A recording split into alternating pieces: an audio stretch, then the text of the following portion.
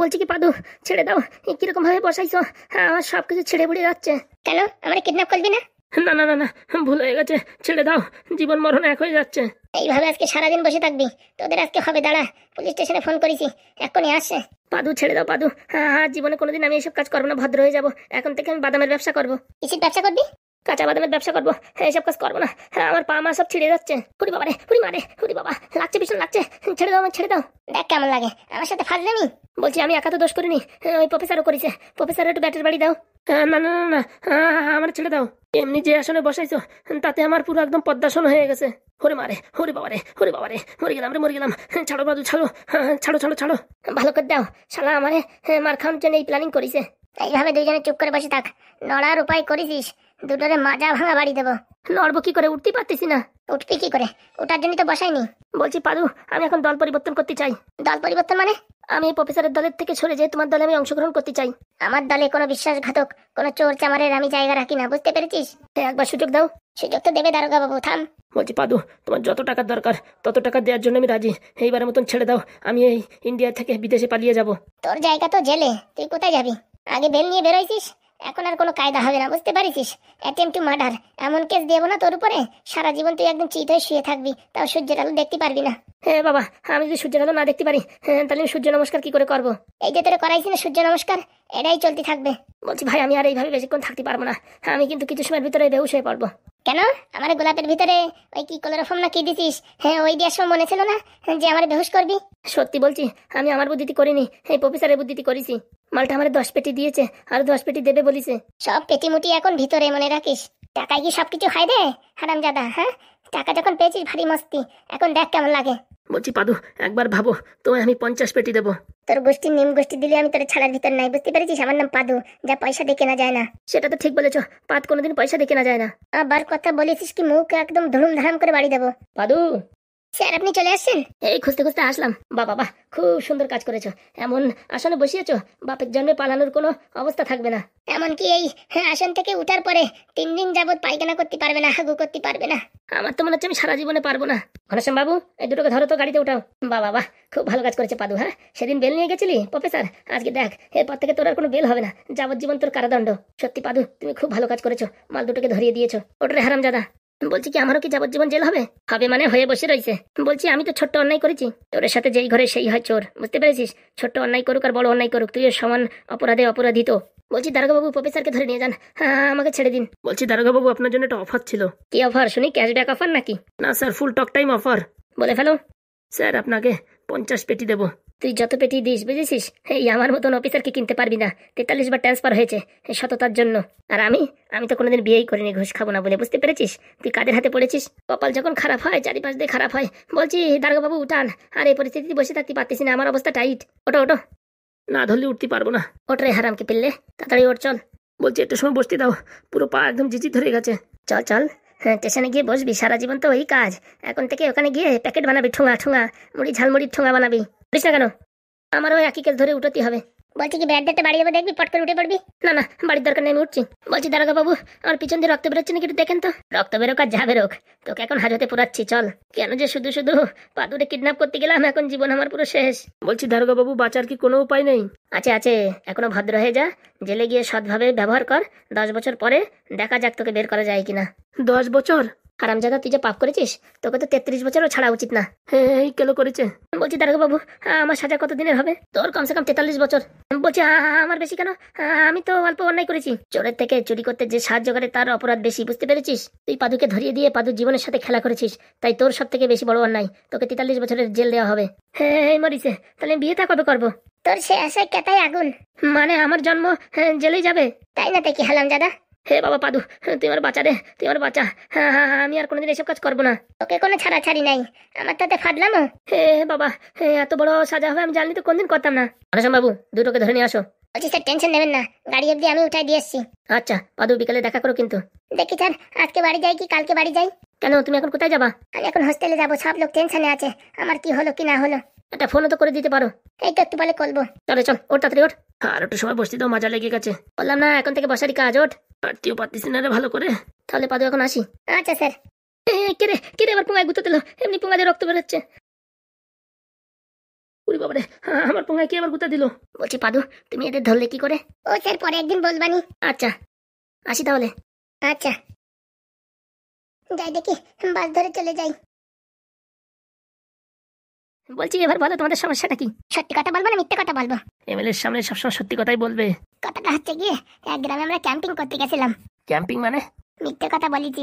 সরকারের থেকে গরু দিচ্ছে, ছাগল দিচ্ছে, এইসব কথা বলে আমরা 5-6 লাখ টাকা কালেকশন করেছিলাম। সেই টাকাটা শহরে যায় চুরি হয়ে যায়।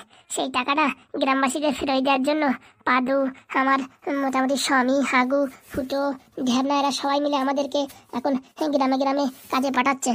মানে আমি এমএলএ হয়ে যে কাজ করতে পারিনি, তোমরা সেই সব কাজ করে ফেলেছো? পেটের দায় কি করবো বলেন এমএলএ বাবু? তোমরা যদি আমার সাথে থাকতে না, দেখতে চিটিংবাজি করে ঘরে টাকা থাকার জায়গা থাকতো না। নেন না তো, আমাদের কাজে নেন না তো? কাজে নিতে পারি, একটা শর্ত আছে। কি শর্ত? শর্তটা হচ্ছে গিয়ে আমি যা বলবো তাই শুনতে হবে। সব শর্তে আমরা রাজি, কিন্তু আমাদের উপর যেন কোনো কেস ফেস লাগে না। তোমরা কার সামনে দাঁড়িয়ে আছো বলো তো? এমএলএ বীরেন দত্ত। তাহলে আবার টেনশন কিসের? টেনশন থাকবে না, ওইগুলো ভীষণ শয়তান। ওদের শয়তানি সব ঘুচিয়ে দেবো। তাই জন্য হয় এমএলএ বাবু, তাই জন্য হয়। আর যদি পুলিশ কেস করে? ওইসব তুমি ছাড়ো, বড় বড় হোম মিনিস্টার সব আমার হাতে আছে, আর এসব চুনোপুটি পুলিশ এরা কি করবে? জয় এমএলএ বাবু জয়। সত্যি আপনার মতন মানুষ এই পৃথিবীতে আছে আমরা কোনদিন ভাবতেও পারিনি। শোনো, কালকের থেকে সব চিটিংবাজি কাজ শুরু। আমি যা বলবো তাই করতে হবে, ঠিক আছে? বলছি আজকে আমাদের 2000 টাকা। কোনো টাকা ফাঁকা লাগবে না, টাকা দেওয়া না। যেই তোমাদের আসবে ওরা কিছু বলতে, সেই আমার কাছে চলে আসবা, ঠিক আছে? তারপরে ওদের কি করতে হয় সে আমার জানা আছে। বলছি হ্যাঁ এমএলএ বাবু, কালকে থেকে আমাদের কি কাজ করতে হবে? যত মহিলা মণ্ডলের কাজ আছে সব তোমরা করতে হবে। কাজের বাড়ির থেকে কি করতে হবে কি না করতে হবে সব আমি বলে দেবো। বলছি লক্ষ্মীর ভান্ডার, বৃদ্ধ ভাতা, এইসব কাজ করতে হবে এমএলএ বাবু? একদম ঠিকই ধরেছো, ওইসবই কাজ, কিন্তু একটু চিটিংবাজি কাজ। বলছি আমি ছেলে হয়ে তো মেয়েদের কাজ করতে পারি না, তাই এখন থেকে তোমরা দুইজন হচ্ছে আমার রাইট হ্যান্ড। Yes sir. বলছি স্যার, একটা কথা শোনা উচিত না, তবুও শুনছি স্যার, শুনবো কি? মনের কথা আটকে রাখতে নেই। বলছি কি আমাদের পেমেন্ট কেমন হবে? যেরকম কালেকশন হবে সেরকম। আচ্ছা ঠিক আছে। বলছি কি আমরা ভাড়া বাড়ি থাকি, যদি আমাদের একটু থাকার ব্যবস্থা করতেন ভালো হতো। আমার বাড়ি 2-3টে রুম খালি আছে, দেখি আমার বউর সাথে কথা বলে তোমাদের বলবানি। আচ্ছা স্যার, আসি তাহলে। কালকে সকাল 9:45 এখানে হাজির চাই। একদম স্যার। তাহলে এখন আসতে পারো। পায়খানা পরিষ্কার করতে এসে কপাল খুলিয়ে গেছে। এমএলএ বাবু গুড নাইট। Good night. বলছি এই মেয়েটা তোকে কি বললো? কই কিছু না তো। দেখ তুই হতি বাড়ির জগতের জন্য এমএলএ, কিন্তু এই বাড়ির ঘরের এমএলএ কিন্তু আমি, মনে রাখিস। সেটা তো আমি জানি। তাহলে বল ওই মেয়েটা কি বললো? হে মা, কিছু না তো। নাটক করবি না। গুডি নাইট না কি বললো না? আরে বাবু গুডি নাইট না, গুড নাইট। আমি জানি ওর মানে কি। তা গুডি নাইট বলছিস কেন? দেখ অত নাকড় ফাকড় করবি না। আমি জানি তুই আঙুল ছাপ্পা এমএলএ। হ্যাঁ, আমি মাধ্যমিক পাশ করেছি। মট করে একটু বেড়ে গেছে, একটু ভুল হয়ে গেছে, কি হয়েছে? ও তাই নাকি? বলছি মাধ্যমিক যখন পাস করেছিস আমার এখানে কটা ফর্ম আছে, ভর্তি হবে, একটু ভরে দিস তো। এইসব ফাও কাজের জন্য আমার সময় নেই, বাড়ির কাজকর্ম করে আমি পাচ্ছি না, আর বলতেছে ওনার ফর্ম ভরে দাও। বলছি কি বউ, তোর একটা বুদ্ধি দেবো, তুই যদি রাজি হস তাহলে তোরই লাভ হবে। কি বুদ্ধি বল দেখি? এই যে কেবল 2টো মেয়ে আসলো না, ধুত্তড়ি 2টো বউ আসলো না। হ্যাঁ তা কি আছে? বলছি আমাদের বাড়িতে 2-3টে রুম খালি আছে, এদের যদি একটা রুম দেওয়া হতো তাহলে কেমন হতো? হ্যাঁ আমি পোড়ামুখো মিনছে, আর একবার এই কথা মুখে আন, দেখ তোর এখন জিপ টেনে ছেড়ে নেবো। ও মা, এ কি কথা? পোড়ামুখো মিনছে, এখন আমার আর পছন্দ হচ্ছে না, এখন পরের বউটা এখন ঘরে উঠবে। হ্যাঁ কত বড় সাহস দেখিছো? আমি এক্ষুনি বাড়ি ফোন করে বলছি। আরে তুই ও এমন ভাবছিস কেন? আমি কি বলতে চাইছি সেটা বোঝার চেষ্টা কর। তোর মনে মনে কি শয়তানি আমার জানা? হ্যাঁ এখন তুই এই 2টো বউরই বিয়ে করতে চাস, এই ঘরে উঠতে চাস, তাই না? ও মা, আমি আবার কখন বললাম? তোর মনে মনে শয়তানি আমি জানি সবই। আমার কথাটা বোঝার চেষ্টা কর বউ। এই তুই সকাল থেকে উঠোন কুড়োস, মাজা বেকায় মাজা ব্যথা হয়ে যায়, ঘরের কাজ বাজ করতে করতে তোর হাত পা চাবায়। তার জন্য বলছিলাম এই বাড়ি যদি আরো 2জন থাকতো কাজের লোক হিসাবে তাহলে কেমন হতো? কাজের লোক হিসাবে মানে? ও মা, কালকের থেকে তো ওরা আমার 2টো অ্যাসিস্ট্যান্ট, সকাল 10টায় আসবে আর বিকেল 5টায় যাবে। তা যদি এখানে সকালে থেকে যেত, রাত্রেও থেকে যেত, তোর কাজকর্মের সুবিধা হতো। তার মনে মনে কি শয়তানি আমার জানা? ও মা, তুই এমন ভাবছিস কেন? দেখ এই তুই এমএলএ হয়েছিস, তার পিছনে পুরোপুরি আমার বাবার হাত আছে। তুই তো ছিল আগে ভিখারি, ভিক্ষা করে করে আমাদের প্রেমে ফাঁসিয়েছিস, তারপর আমার বাবার টাকা লুটমার করে তুই এমএলএ হয়েছিস, আমি জানি না? ও মা, এসব কথা কেউ বলে নাকি? ওই সময় শয়তানি করেছিস কিনা বুঝেছিস? তোর ওই এমএলএর পদ থেকে নামাতে আমার 2 মিনিট সময় লাগবে না, মনে রাখিস। আরে বউ তুই শুধু শুধু রাগারাগি করছিস কেন? আমি তো তোর ভালোর জন্য বলছিলাম, তোর যখন পছন্দ না তখন আর আমারও পছন্দ না। মনে থাকে জানো, কোনো মেয়ে ছেলে দেখি কোন নজরে তাকাইছিস না তোর চোখ গেলে দেবো। ও মা, তুই কি কথা বলিস? আমি অন্য কারোর দিক কোনোদিন তাকাইছি? মনে রাখিস, তাকাইছিস তো সেদিন তোর শেষ দিন, মনে রাখিস। আর ওইসব মেয়ে ছেলের বলে দিবি গুড নাইট, গুড মর্নিং, এসব কিছু চলবে না বাড়ি। আবার বলে গুড মর্নিং। দেখ আমি মাধ্যমিক পাস। জানি জানি, হয়েছে হয়েছে। ঢ্যাবনাগিরি আমি দেখাবো। চ্যাটের এমএলএ হয়েছে, কিছু পড়াশোনা জানে না। হ্যাঁ, দুটো চারটে ছেলে পেলে রাখবে কাজে, তা না মেয়ে ছেলে কাজে রাখবে। কত বড় শয়তানি আমি এখন বুঝতে পারছি না। কোনোদিন আমি দেখি তোর কুমতলব, সেদিন দেখবি তোর বেলুন দিয়ে ভালো করে তোর একদম শিলবাটা করে দেবো। বউটা শুধু শুধু আমার উপর সন্দেহ করে। ভাবছিলাম এমএলএ হয়েছি, 2-3টে বিয়ে করবো, সুখের সংসার করবো। তা বাড়ি যে ঢেমনি আছে না, ও কোনোদিন হতে দেবে না। আর ওর বাপ যা সে আনা কেন আমার পুরো মার্ডার করে দেয়। দরকার নেই বাবা। হ্যাঁ বউ, বলছি কি একটু চা দে না। এমএলএ গিরি অন্য জায়গায় দেখাবি, বাড়ি চা খাতে হলে বানাই খাতে হবে। দরকার নেই, দরকার নেই, চা খাবো না। বাইরে হতে পারি আমি এমএলএ বীরেন দত্ত, কিন্তু বাড়ি হচ্ছে আমি একটা কুকুর, মানে একদম ডগি কুকুর। ভব ভব, বউ যা বলবে তাই শুনতে হবে। না শুনলে আবার জ্বালা আছে, এমএলএর পর যে কোনো সময় খালি হয়ে যেতে পারে। যাই মোড়ের দোকানটা এক কাপ চা খেয়ে আসি, বৌদির সাথে দেখাও হয়ে যাবে না।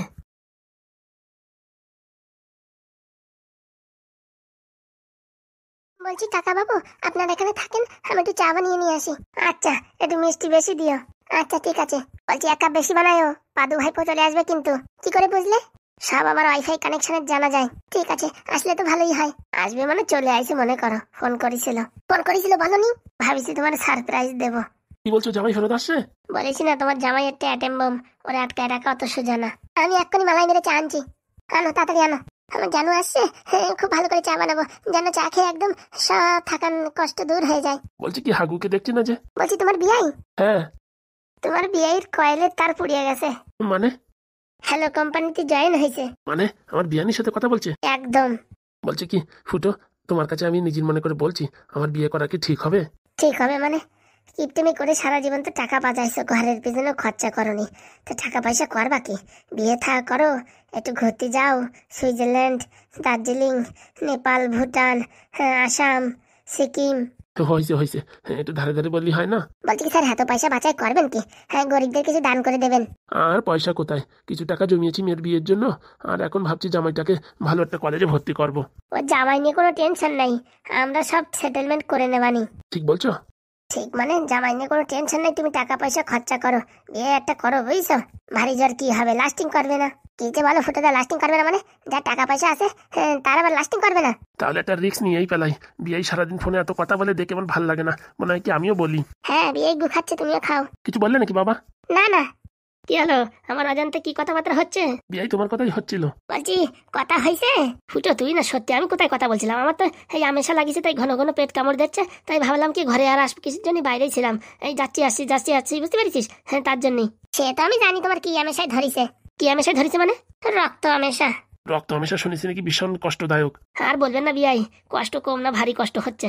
রক্ত চোষা পেবু বাড়ি আসুক, তখন দেখতে পারবা কেমন কষ্ট না কেমন মজা। কিছু বললে নাকি ঢ্যাবনা? না না, বলছি কি বাড়ি যে আমাদের ক্যাটা কম্বল গুছাতেই হবে। কেন? ও বাবা, তোমার বিয়ে খাতে যাবো, তা ক্যাটা কম্বল গুছাতেই হবে না? শীতের সময় 2-4টে ক্যাটা না নিলে হবে? সত্যি ভাই, তোরা আমার নিয়ে কত ভাবিস। বলছি বিয়ে আমার নিমন্ত্রণ করবা তো নাকি? ভাবছি আপনার নিমন্ত্রণ করবো না। কেন, আমি কোনো অন্যায় করলাম? আরে বিয়াই না, ভাবছি তোমারও বর যাত্রীতে নেবো, বর বানাইয়ে। কি বলছো? হ্যাঁ গো, সত্যি কথা। মেয়ে দেখিছো? মেয়ে দেখতে সময় লাগে নাকি? মেয়ে দেখার কাজ তো আমার আর ঢ্যাবনার। আসতে বলো, মেয়ে শুনলে কি ভাববে? ওইসব কিছু ভাবি নাই, যার ভাবা সে এখন ভাবে, বুঝতে পারিস?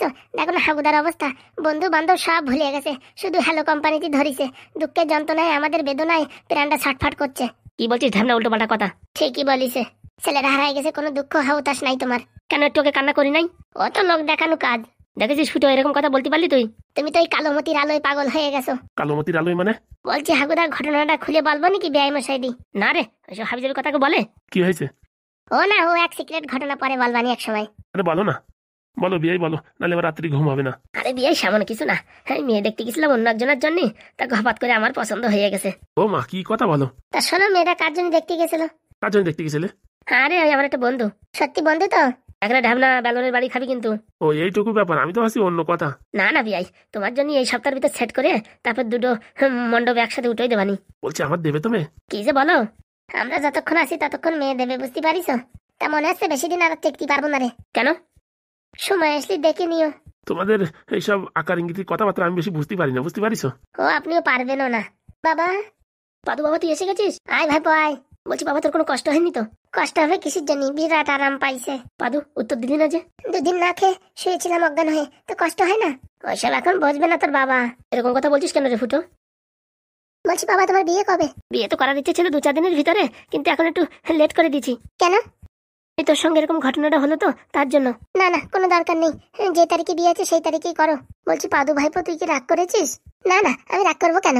দুদিন হয়ে গেছে ভাইপো কোথা দিয়ে ঘুরে বেড়াচ্ছে। বলছি কি ভাইপো স্নান টান কর, তারপরে খাওয়া দাওয়া করবি।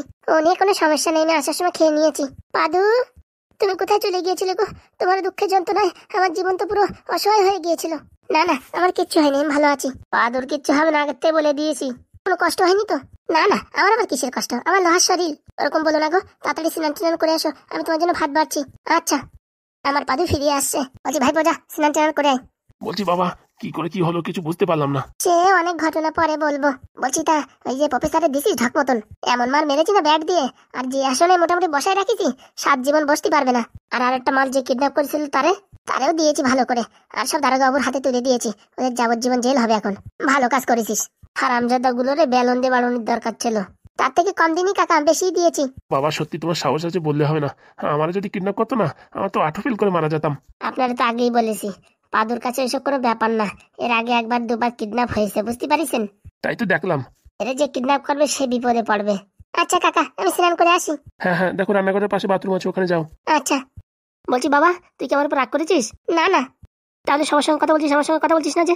তোমার আমি কতবার ফোন করেছিলাম, তুমি ফোনে ব্যস্ত আমার ফোন উঠাচ্ছিলেই না।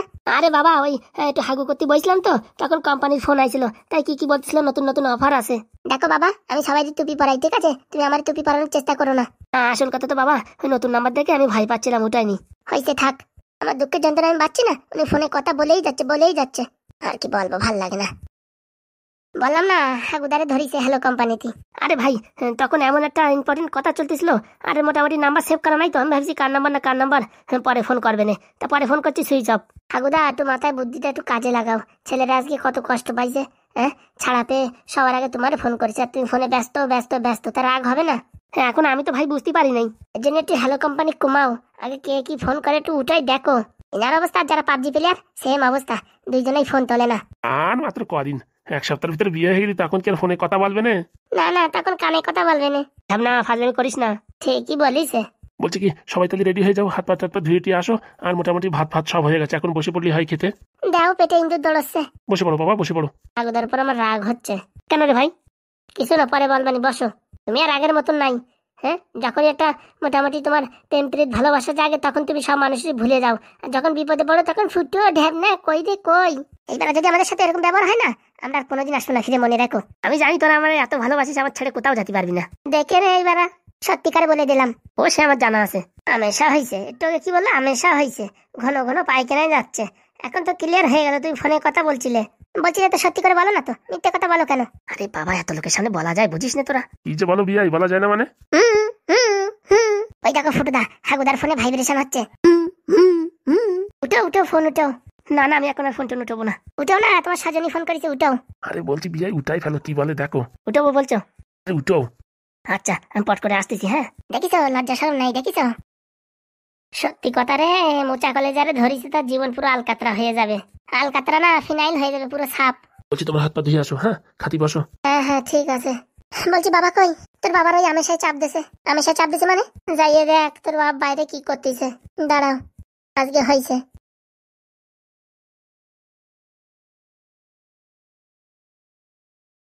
আজকে খেলা বাঁধিছে, ঠিক বলিস। হ্যাঁ, আজকে পাদু চেতিছে। বিয়ের কপালে মনে হচ্ছে আজকে দুঃখ আছে। ঠিক বলিস, তাই মশাই। চলো ফুটে দেয় দেখি কি হয়। না রে ভাই, তারপরে আমাদের দোষ হবে না যে আমরা খোঁচাই দিছি। তাহলে এখান থেকে শোনো। বলছি কি, আজকে কি কালারের শাড়ি পরেছো তুমি? তোমার ফেভারিট কালো, কালোই জগতের আলো। আর তুমি কি ড্রেস পরেছো গো? বাবা বলো। বলছি কি, একটু পরে ফোন করছি, রাখছি। হ্যালো বাবা, কার সাথে কথা বলছো? কোম্পানি। দাও দেখি ফোনটা আমার কাছে দাও। ঠিক আছে স্যার, হ্যাঁ রাখছি স্যার, ঠিক আছে রাখছি। সব আমার জানা আছে, কোম্পানি না কে। কেলো করিছে রে, আজকে কেলো করিছে, ধরা পড়ে গেছি।